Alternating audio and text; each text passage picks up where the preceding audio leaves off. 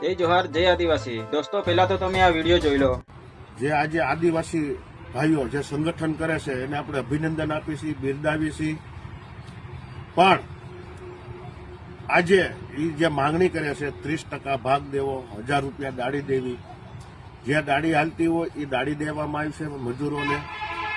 30% ભાગ કાંઈ વાંધો નહીં, અમે તમને 30% ભાગ દઈશું. પણ અમે ખેડૂત આગેવાનો એવો નિર્ણય કરીશું કે તમે અમારી વાડી 30% ભાગે વાવવા રાખી, કાંઈ વાંધો નહીં, પણ મિત્રો 1 રૂપિયો ઉપાડ દેવામાં નહીં આવે.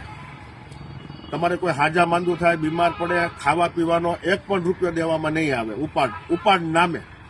બીજું કે તમે અમારી વાડીએ રહ્યો તો મકાનનું પણ તમારે ભાડું ચૂકવવું પડશે. અમારી જગ્યામાં તમે ઝૂંપડું બાંધીને રહ્યો તોય તમારે જગ્યાનું ભાડું ચૂકવવું પડશે.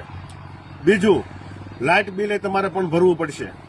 ત્રીજું, આજે તમારે મીઠું પાણી ભરવા જાઓ તો ખેડૂતોના ટ્રેક્ટર લઈને તમે પાણી ભરવા જાઓ, બળતણ લેવા જાઓ તો ખેડૂતોના ટ્રેક્ટર લઈને બળતણ લેવા જાઓ, એનું પણ તમારે ભાડું ચૂકવવું પડશે.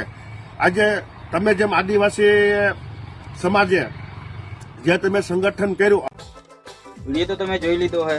હવે આ ભાઈનું એવું કેવું છે કે જે તમે વાડીએ રહો એ વાડીનું ભાડું તમારે આપવાનું, અને બર્તન જે ઉપયોગ કરો એ બાલ બચ્ચા માંદા થઈ જાય એ ઉપાડ નહીં દેવાનો.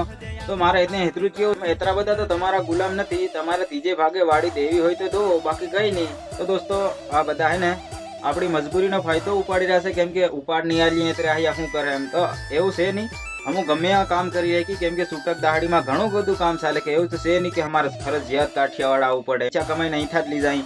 અરે ઘણા દોસ્તો છૂટક કામ કરીને બી લઈ જાય, કાઠિયાવાડ નહીં આવે, ગુજરાતમાં કામ કરે.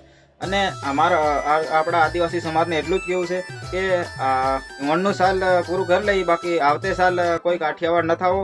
અને આપણે ગમે ત્યાં ધંધો કરી લેવું યાર, પણ આવી રીતે પૈસા નહીં આલવાની વાત કરે અને કોઈ જવાબદારી નહીં લેવાની વાત કરે ને, તો અહોને આપણી એકતા દેખાડો. અને આ વિડીયો બને તો શેર કરજો. જય જોહાર, જય આદિવાસી.